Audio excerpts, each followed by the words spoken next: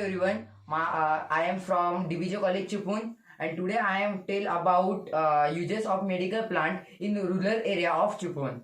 First, I can tell you about Adulsa. This is a plant of Adulsa. Adulsa is scientifically known as Wasaka. Is a highly valued medical plant in traditional system like Ayurveda and Unani. It traditional effect on the respiratory system and other application respiratory disorders. It is like key remedy for conditions. It is key remedy for condition is like asthma, bronchitis, and chronic obstructive pulmonary diseases.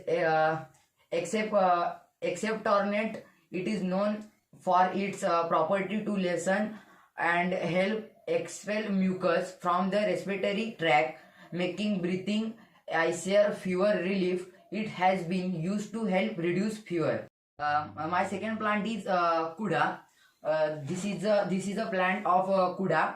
The term of Kuda can refer to a couple of different things, but the traditional uses most commonly associated with it related to the medicinal plant often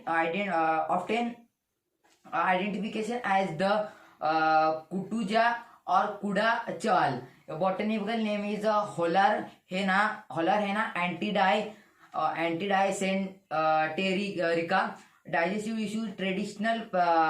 Traditional use it for problem like blooding, abdominal pain, intestinal wounds. Has also been used for fever reduction, skin condition, and as the dystophia supporting liver health. Plant is a word. This is a plant of word. The term of word commonly refer to the banyan trees in many parts of India, especially in the village. It is highly valued for its culture, medicinal, and practical uses. The bark, leaf, buds, and letters are used due to their astringent property known as a kushaka to help control loose motion and fluid loss condition. The bark paste or decoction is applied externally to cuts, saris, and promote heating and stop bleeding. In the influence or decoction of the bark, it is traditionally used to help manage blood glucose level. Fourth plant is a तुळस. तुळस म्हणजेच हॉली बॅसिल. ही एक केवळ वनस्पती, एक औषधी वनस्पती नसून भारतीय संस्कृती आणि आयुर्वेदातील एक अत्यंत महत्त्वाचे आणि पवित्र स्थान दिले जाते. तुळशीचे काही प्रमुख पारंपरिक उपयोग मी तुम्हाला सांगणार आहे. तुळस आयुर्वेदात रसायन आणि ॲस्ट्रोजेनस तणावाशी लढायला मदत करणारे म्हणून ओळखली जाते. सर्दी, खोकला आणि श्वासोच्छवास विकार म्हणजेच कफ, कोल्ड अँड रेस्पिरेटरी एलिमेंट्स यांपासून दूर राहण्यासाठी उपयोग ठरते. तुळशीच्या पानाच्या रसामध्ये मध टाकून किंवा तुळशीचा काढा पिल्याने दमा, अस्थमा आणि बायग्रोटिस यांसारख्या श्वसन विकारांवर आपल्याला उपाय काढण्यात येतो. त्याचबरोबर ताप, मलेरिया किंवा बरेच प्रकारच्या तापांवर तुळशीचा उपयोग केला जातो. सर्व पारंपरिक उपयोगांमुळे तुळस भारतीय घरांमध्ये केवळ वनस्पती नसून अंगणातील एक डॉक्टर आहे, म्हणजेच डॉक्टर ऑफ कर्डयार्ड म्हणून ओळखले जाते. आजच्या काळात लहान व्यापारी व भाजीवाले यांना आपल्या ग्राहकांपर्यंत पोहोचवण्यासाठी स्वस्त, सोयीस्कर व पर्यावरणपूरक साधनांची गरज आहे.